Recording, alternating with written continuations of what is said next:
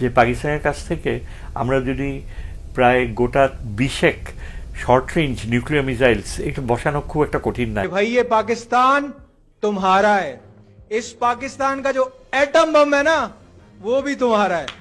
आए जुर्रत करे कोई आंख उठाकर बांग्लादेश की तरफ देखने की, उसकी आंखें निकाल देंगे। বাংলাদেশকে নিয়ে ভারতীয় মিডিয়ার লাগাতার গুজব এখন কাল হয়ে দাঁড়িয়েছে দুদেশের পারস্পরিক সম্পর্কে। সম্প্রতি ভারত বাংলাদেশ সম্পর্ক নিয়ে এক টকশোতে কথা বলেছেন অধ্যাপক শহীদুজ্জামান। ভারতের বাড়াবাড়ি থামানোর জন্য সামরিক জোটের পরামর্শ দিয়েছেন অধ্যাপক শহীদুজ্জামান। তিনি বলেন, পাকিস্তান থেকে আমরা গোটা 20 শর্ট রেঞ্জ আর নিউক্লিয়ার মিসাইল বসাতে পারি।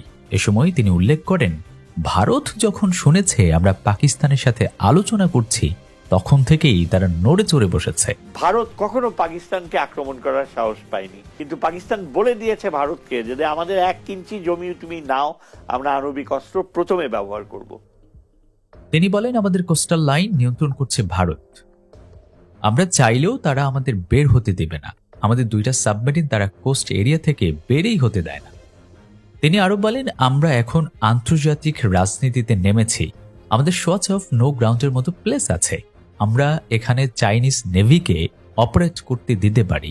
তারা এখানে তাদের সাবমেরিন রাখবে এবং 6 মাস বা 1 বছর রেখে এক্সপেরিমেন্ট করবে তারা। আমরা যদি পাকিস্তান এবং চায়নার এই সুযোগগুলো কাজে লাগাতে পারি তাহলে ভারতের আচরণে অচিরেই পরিবর্তন আসবে। आए जुर्रत करे कोई आंख उठाकर बांग्लादेश की तरफ देखने की, उसकी आंखें निकाल देंगे।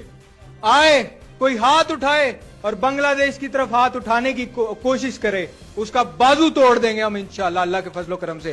मैं आपको এদিকে বাংলাদেশ এবং ভারতের চলমান অস্থিরতার মধ্যে পাকিস্তানের এক ছাত্র সংঘের পুরনো একটি ভিডিও ভাইরাল হয়েছে সামাজিক যোগাযোগ মাধ্যমে। সেটি এখন ইন্ডিয়ার গণমাধ্যমে ব্যাপকভাবে প্রচার করা হচ্ছে। সেই ভিডিওতে ওই বক্তা বলেন, বাংলাদেশের ভাইদেরকে বলছি, পাকিস্তানের পরমাণু বোমা তোমাদের। কেউ চোখ তুলে দেখলে চোখ উপড়ে নেওয়া হবে, হাত তুললে হাত ভেঙে দেয়া হবে। তিনি আরো বলেন, আমরা আজ আমাদের বাঙালি ভাইদের জবাব দিচ্ছি, কারো সাহস থাকলে চোখ উঠিয়ে দেখো। এমনকি পাকিস্তানে দাঁড়িয়ে বাংলাদেশ জিন্দাবাদ স্লোগানও দিতে শোনা যায় ওই ধর্মগুরুকে।